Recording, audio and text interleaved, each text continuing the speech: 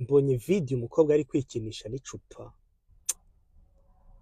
ndareba ntabwo nagize ikibazo cy'uko umukobwa ashobora kwikinisha, ibyo ni ibisanzwe, ndi umuntu usobanutse.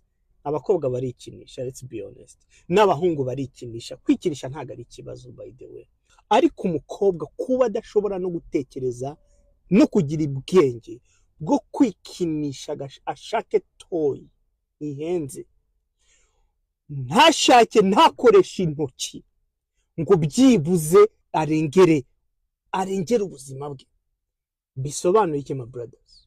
Nibishaka kukwereka ko generation y'abakobwa dufite kubu ngubu ku bwenge bwagiye.